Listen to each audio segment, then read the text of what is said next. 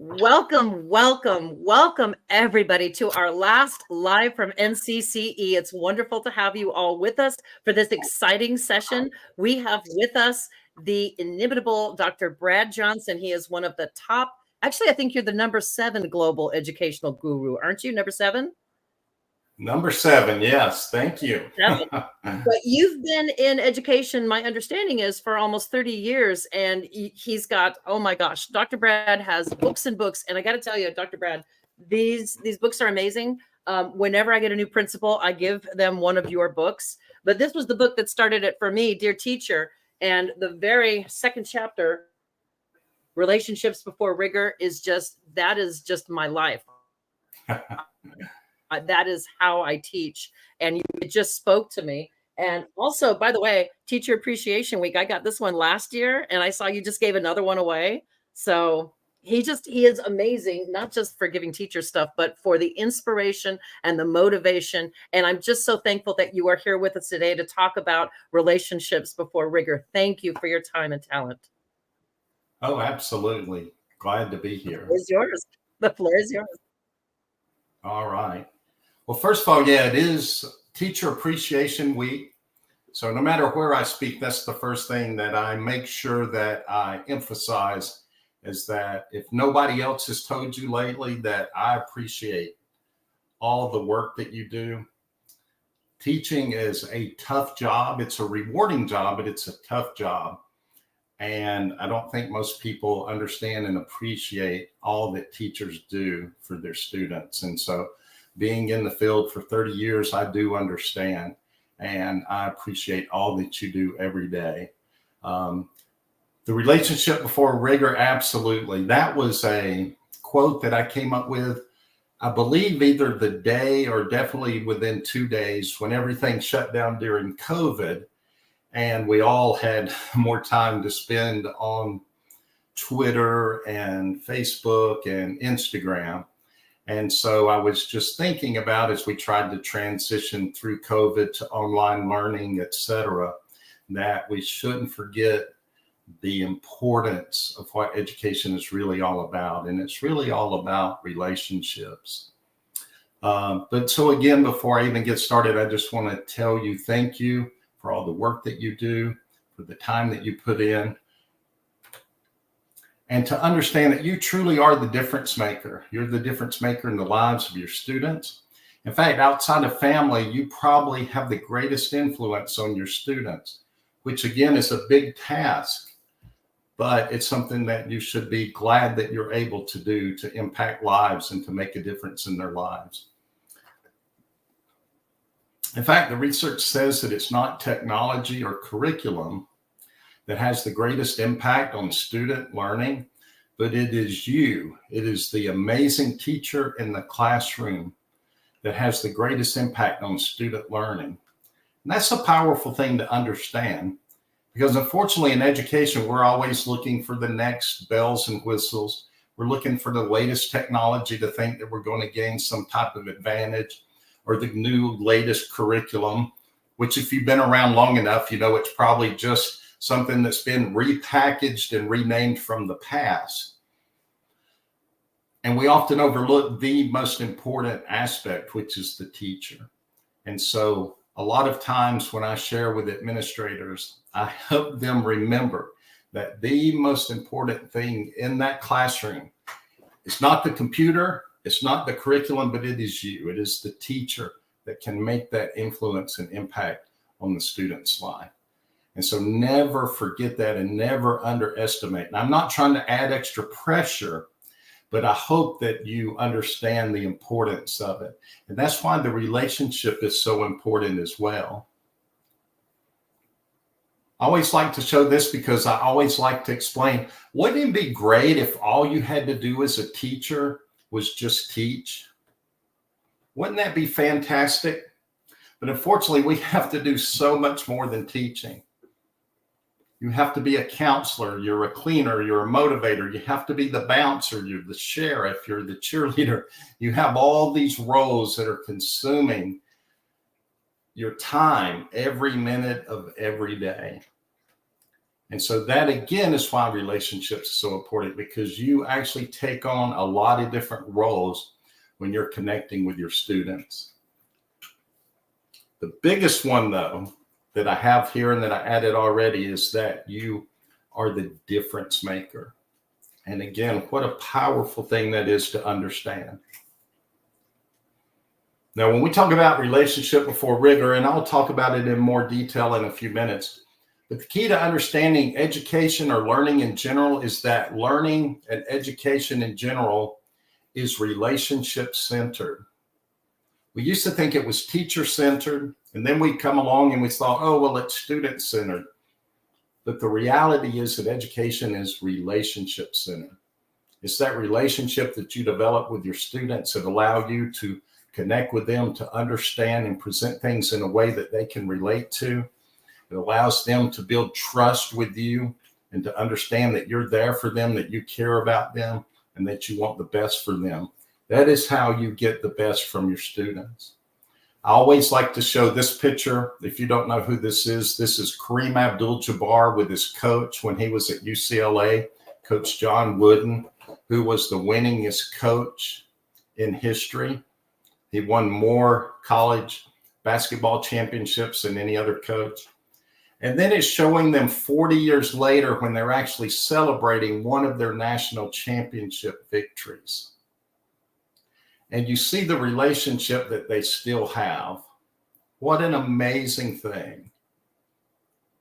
40 years later, and they still have that connection. And I love how the student with the coach is now leading the coach, holding his hand and walking onto the court together. What a beautiful example of relationship. And the thing is, your students feel that way about you. Now, you may not see them 40 years later. They may not ever tell you what you mean to them. But trust me, you are impacting their lives in amazing ways. Learning is relationship centered.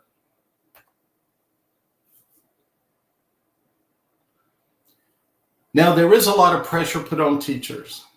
And a lot of times we put it on ourselves. So many times teachers, because of all the pressure, how society looks at teaching, you often feel like you have to be perfect. How many of you have ever felt that way? And you can raise your hand, you can type it in, or you can just nod along. Most of us at some point feel like that we've had to be perfect. But your students don't need you to be perfect. And when you realize that, it takes a lot of pressure off of you. Because we know one thing about teachers, we are often our own worst critic. We put more pressure on ourselves than anyone else. But when you're striving for this unrealistic goal of perfection, a lot of times that can actually impede and indirectly influence your relationship with the students, because you're so focused on, I need to achieve this, I need to do this. That's why some teachers spend 60, 70, 80 hours a week, weekends, nights, working, trying to seek some level of perfection that we know we can't reach. And that's one of the reasons so many teachers burn out as well. So you have to let go of that mindset. You have to realize I don't have to be perfect to be great. I just have to give them my best. And trust me, your best is more than enough for your students. That should be a big relief. Think about that, letting go of that, because we know we can't be perfect. So all we're doing is just burning out in the pursuit of trying to be there. Realize that just that your best is good enough. And that looks different from day to day. Often say sometimes with students, with teachers, even with administrators, sometimes just surviving the day is giving your best. But keep that in mind, and that'll take a lot of pressure off of you, that you can focus back on the relationships. One of the other reasons with perfection is that we don't realize the talents and the strengths that we actually bring to our students. And it's important, and it's hard to build those relationships if we really don't even understand ourselves. You all have talents and strengths that are unique to you. If you follow me online at all, you know that I'm always posting things like there's no standardized student, but there's no standardized teacher as well. You all have talents and strengths that you bring to your classroom that no one else has. And that allows you to connect with your students in ways that no one else can. You know your group of students better than anyone else. And so you know what is really best for them and how to connect with them. But it's hard to do that if you don't understand what your talents and strengths are. So that's why this is a very profound thought here. Did you know that we don't value what we do well? Because think about it, in society and culture, we're told that if something is a value, you have to work for it. It has to be hard. It has to be a struggle. But the reality is that our strengths and our talents, the things that we do well, actually come easy to us. That's why there are talents and our strengths. So often we focus on our weakness, trying to improve them, that we never even realize what our talents and our strengths are.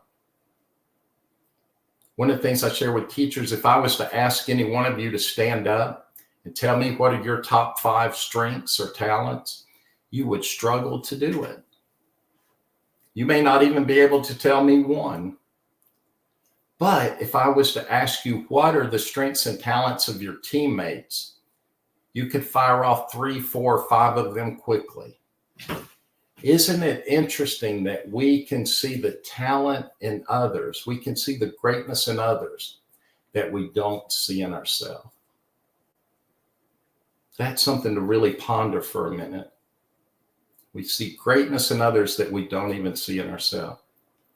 So try to think about, what are your talents? What are your strengths? In fact, I would ask you and challenge you, what are your strengths? What are your talents? What are the things you do well? What are your passions? What are the things that you bring into the classroom? Whether it's cooking, video games, music, what are things you're passionate about that you could bring into the classroom? One of the things I always enjoyed was video games.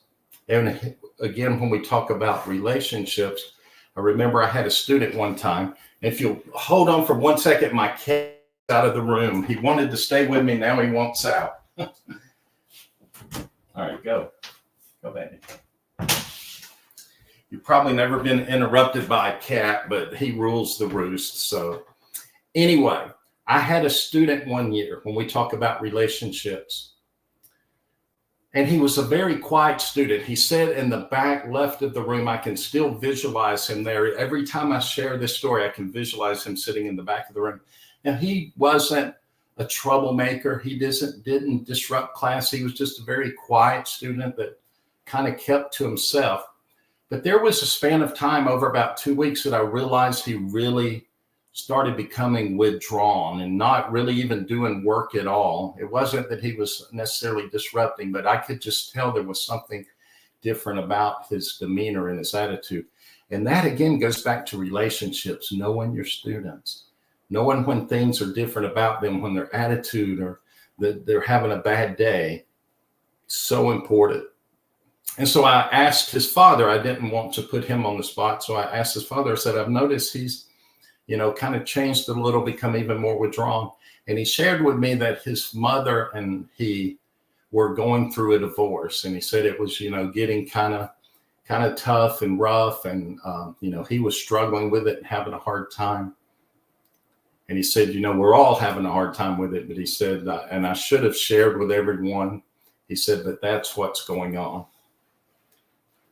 And so I thought about what would be something that could help him. And I knew that he liked video games because, again, I know my students. I know what their interests are. I like to talk about their interests at times. But I remembered he loved video games. And so I decided to have a video game night where all the students could come. I had parents come as chaperones. I had high school students come as chaperones. And we played video games all night. And so we had what was called Halo. If you're familiar with video games, it was Halo. So we would have teams and we would play. And so we had Halo night. Well, what was interesting is during the course of the night, everybody began to realize that this student was really good at Halo. In fact, he was really, really good. I actually was mad because I thought everybody would want to be on my team because I've been playing video games since they were first invented. I don't know if any of you remember Pong, the little square white dot that went across the screen. But I've played with them since then. But anyway, he was so good that by the end of the night, everyone wanted to be on his team. And everybody thought he was just amazing. And he left that Halo party feeling better and smiling and talking and with the other students more than I've probably seen him ever. And what was interesting is on Monday, when we came back to school, it carried over. He was talking to some of the students before class about their gamer tags and that they had played more over the weekend with him online. Now, I'm not saying that people should play video games all the time. But what I'm saying is sometimes we have to think outside the box to connect with our students and to help develop those relationships. Needless to say, that day was a different day on Monday. And that whole week, between classes, he was talking with the students. He was sitting with them and talking with them at lunch. Again, they were talking about the video games or whatever. But his whole demeanor changed. Now, I'm not saying that solved everything, that fixed everything, but it really did make a difference in his engagement, even in class, because he had those connections now and was feeling good about himself and, had experienced a little level of success, even though it wasn't in class, but he still experienced some success, which gave him a little confidence. And so his father even came to me at the end of the week and he said, I meant to tell you earlier, but he said, I want to thank you for having the Halo night. He said it did him a world of good. Said he made, some good friends out of it. And he said it really made a difference. And, that's something that took just a little bit of time, but I couldn't have done it if I didn't know the students, didn't know what they liked, what they were passionate about, and didn't take to understand the relationship and see that he was struggling with something. Those are the types of things when I talk about relationship before rigor, is to understand that these are just children. Even if you teach high school, they are still just children trying to figure out themselves, trying to figure out life and how to get through. And so it is up to us to help guide them, not just in content, not just in subject, but in life. So that was an amazing thing. And that's why it's so important for you sometimes to bring your passions into the classroom. You may love cooking, you may love music, and you may connect with a student with your passion more than you ever could with the course that you teach. You may teach math, you may teach English. They may not necessarily like that, but if you bring music in or you bring another passion of yours in that they may connect with you, you may connect with them and be able to relate with them on a level that you couldn't before. And so that's why.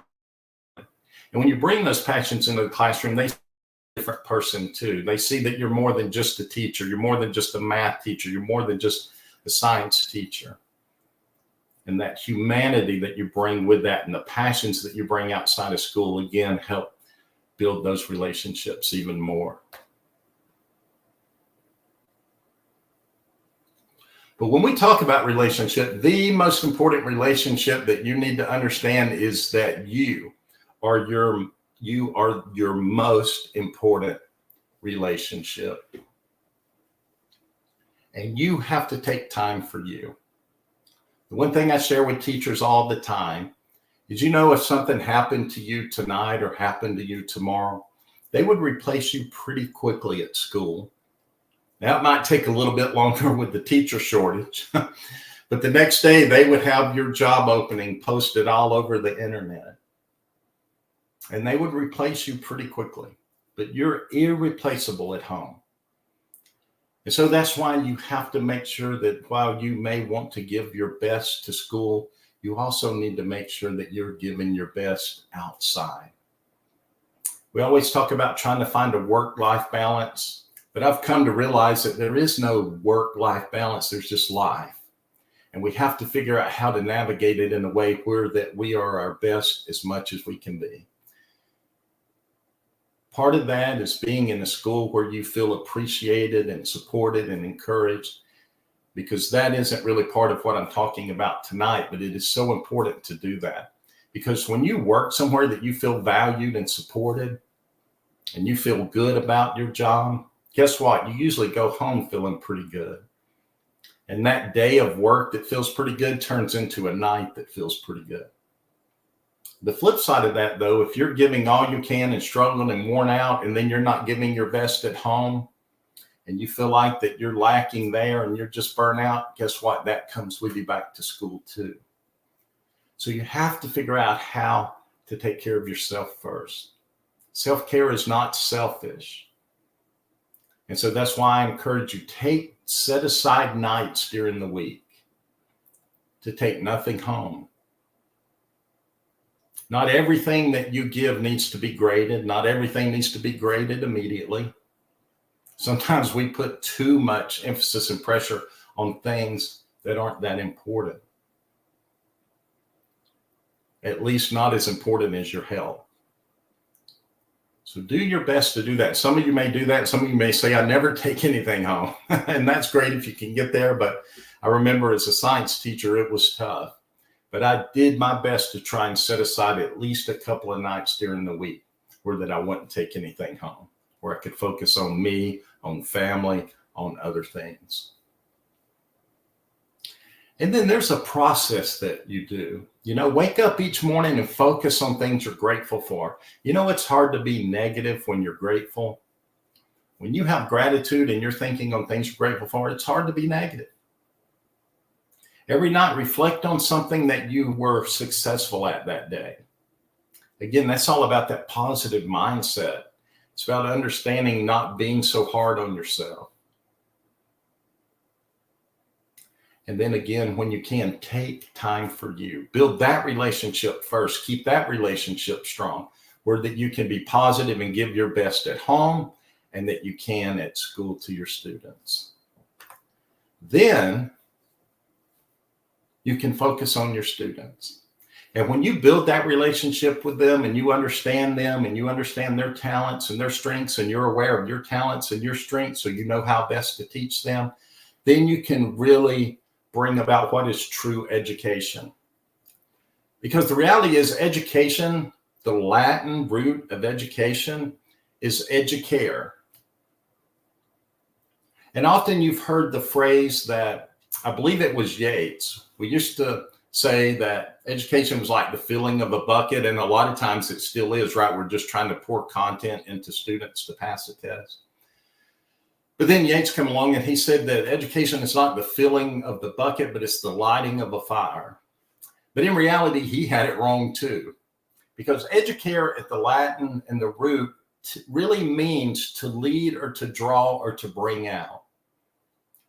So when we say educare means to lead, to draw, or to bring out, what does that mean? That means we're trying to bring out the best. We're trying to bring out the talents and the strengths of our students.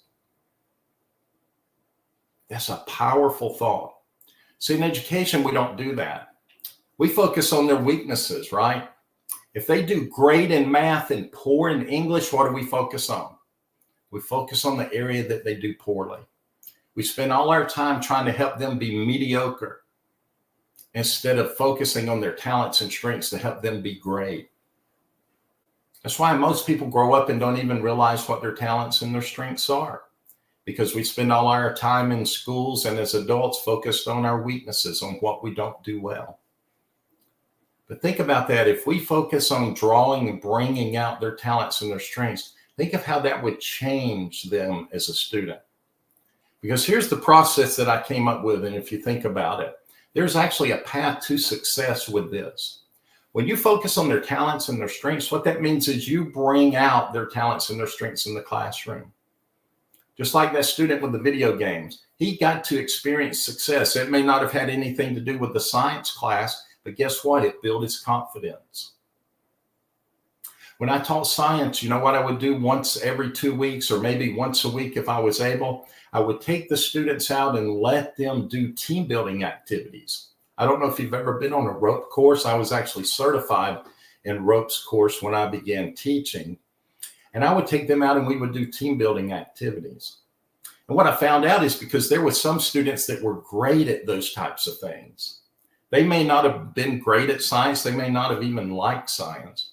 But when we went out and did team building activities, Some of them had an opportunity to shine. Maybe it was problem solving. Maybe it was working with the team. Maybe it was their athletic ability and getting the team through. But whatever it was, it gave them an opportunity to shine. And when students begin to taste success, experience success, that builds confidence. Think about the students that come to school every day and all we do is focus on their weaknesses. Let's say a student does poor in math. And then what do we typically do? Well, then we begin to take them out of their other classes like PE or art so we can give them what? More math. So we spend all day focusing on what they don't do well. Do you think, number one, that they enjoy that? No. Do they experience much success? Absolutely not. Do they have confidence? No. So guess what they do every day? They leave every day defeated and deflated. And then we wonder why they don't like school.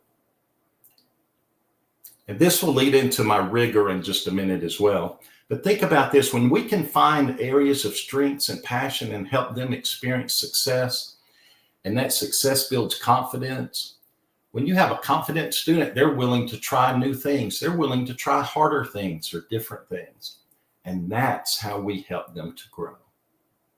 It's called educare. It's creating a path to success. It is a formula that works every time. It's just about taking the time to get to know them. This is one of the quotes. I love this, my quotes, and I love sharing them. I always joke that this is one of the quotes from my favorite author. But this is one that I love to share, and I think it's so true. But I will get pushback from teachers sometimes because I say, love what you teach, but love who you teach more. And I'll hear teachers say something like, oh, great, we have to love them now too. And I'm like, loving them doesn't mean you always will like them. Because there's some students that get on our nerves, right? But you know what? I've been around long enough for enough years that I've seen some of them that got on my nerves grow up to be pretty great adults. Because we never need to forget that they are just children growing, trying to find themselves, figure out life, and figure out how to just survive in this world. And I usually jokingly share that I'm sure many teachers that I had probably didn't like me many times as well. But hopefully I grew up to become a pretty good adult too. But when I say love who you teach, it's really about wanting the best for them, wanting them to be successful, wanting them to figure out what their strengths and talents are and develop into great adults that are productive. That is what we want to do. We want to love them enough to give them our best so they can become their best. And then finally, here's the quote. This is the one I wrote this, I believe it was the March 15th of 2020, right around that time when everything shut down. And it's pretty simple. Relationships before rigor, grace before grades, patience before programs, and love before lesson. And a lot of times people are like, well, we need rigor. And I'm like, yes, we do need rigor. But you know what? You're never going to get the best from students if you don't have those relationships first. And the relationships help you find out what their strengths and talents are, because that's actually where our rigor lies. Do you know rigor, how much we put effort into things, really has to do with how good we are at it or how much that we like it? Isn't that odd? If someone loves to read, guess what they'll do? They'll read more, longer, and try harder things. If someone loves math, guess what? They will be more rigorous in math. It's kind of like running. If someone loves to run, and in PE, they'll run for the whole time, and some people really struggle to, and you think they have more rigor. No, it's because it's something they're good at. It's something that they like. But understanding, building those relationships first help you understand what they're good at and what we can help them develop on and find their passions. If we have students that leave school that understand what their strengths are and their passions are and able to build on them, we will have successful students. And then I always like to end with, you know what? If we'll take care of the befores, the relationships, the grace, the patience, and the love, if we'll take care of the before, the after will take care of itself. Because if we'll give them grace and patience and love, guess what? They're going to want to give us their best. And the key to these two, remember I talked about your first relationship is with you. As teachers, you have to learn how to give yourself a little grace. You have to learn how to be a little more patient with yourself and to love yourself. And then finally, as we wrap up tonight, and still based on the relationships, there's one thing I want you to carry with you the rest of your life. And this is about relationships. Your students may not remember everything you taught them in class. In fact, they may not remember anything that you taught them in class, but they will remember that you cared, that you showed them grace, made them feel valued, and encouraged them to be their best. They will remember that, and they will remember you forever. So thank you for coming today. Thank you for spending the time. And I hope that you can take away something from this and understand the importance of relationships, not just with the students, but with your colleagues, with your administrators, and most of all, with yourself. Be patient, be kind and loving to yourself. And I hope that you guys have a great rest of the school year. Oh, Dr. Brad, thank you so much. You should see in chat, we've got people who are saying, oh my gosh, so there it is. Dr. John Paul said I needed this to help reignite this exhausted educator. As we near the end of the school year, we're all pulling our hair out with requests from administrators and keeping the students and keeping them from going crazy, getting near the end. And thank you. I think a lot of we educators don't think about giving ourselves grace. And that is so, so important. There was a question about, you were talking about following your passions and that sort of thing. Are you a proponent then of the genius projects or passion projects, as some people call them? I mean, I'm not doing things in class based on that. Is that?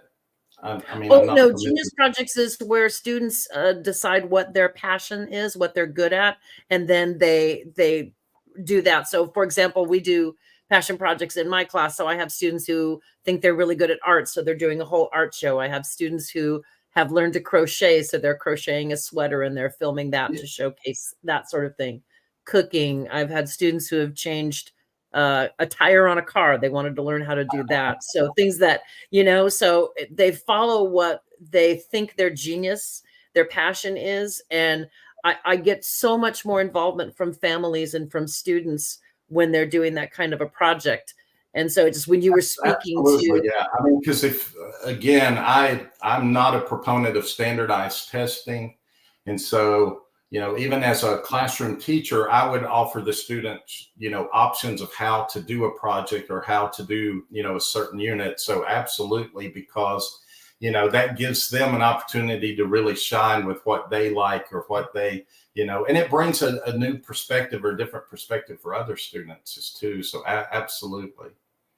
Yeah, absolutely. I was thinking too of, how do you, and I understand relationships are job one, but you've got pressure from administrators, curriculum, here's the, the dipstick where you're supposed to be at, and here's the pacing guide.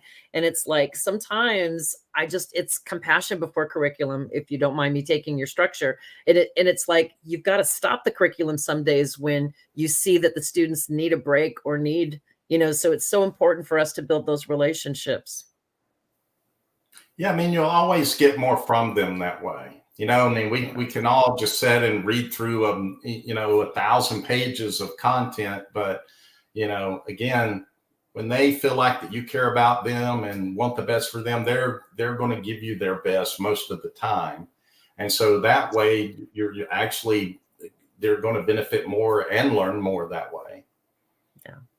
Well, we did have people asking how to get a hold of this book, and I think we've got your website here. Can they purchase that from the website, or is it better to go to Amazon?